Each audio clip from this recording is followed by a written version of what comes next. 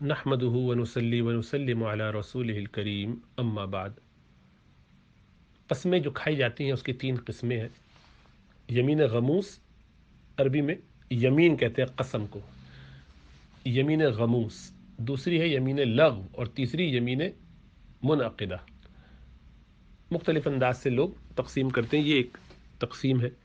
اب اس میں یمین غموس وہ قسم ہے جو کیے ہوئے کسی کام پر کھائی جائے اور جھوٹی قسم ہو۔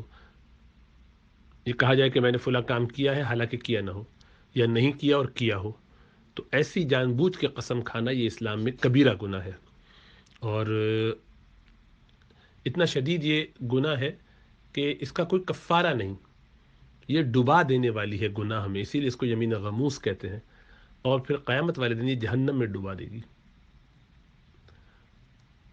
اب اس سے بچنے کا یا اس سے پرہیز کرنے کا پورا اہتمام ہونا چاہیے، اور کبھی غلطی سے یہ ہو جائے یا جانتے بوجھتے کر لیا ہو تو اس کا کفارہ یہی ہے کہ شدت سے توبہ اور استغفار کرے، ندامت کے ساتھ گڑ گڑا کے اللہ سے مانگتی رہے، نوافل پڑھ کے اللہ سبحانہ و تعالیٰ سے توبہ استغفار کرے، اور آئندہ نہ کرنے کا عزم صمیم ہو،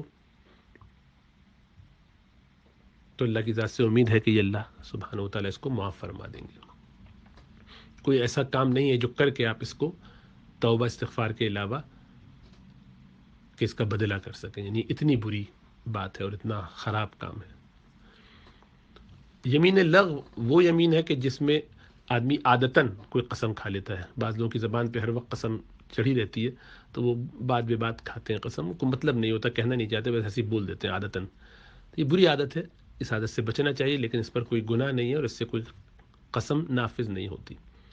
جبکہ یمین منعقدہ وہ ہے کہ جس میں باقاعدہ سمجھ کے سوچ کے کسی کام کے آئندہ کرنے کے بارے میں قسم کھائی جائے کہ میں خدا کی قسم ایسا کروں گا، تو یہ قسم جو ہے نافذ ہو جاتی ہے، منعقد ہو جاتی ہے، اور اس پر اگر اس کو توڑا جائے تو کفارہ لازم ہوتا ہے، اور کفارہ وہی 10 مسکینوں کو کھانا کھلانا، یا ان کو کپڑے پہنانا، یا 3 دن کے روزے رکھنا۔ تو بہرحال تو جب کوئی کسی ایسی کیفیت میں پڑ جائے تو اس کو چاہیے کہ اس وقت پوچھے کہ اسے کیا کرنا چاہیے۔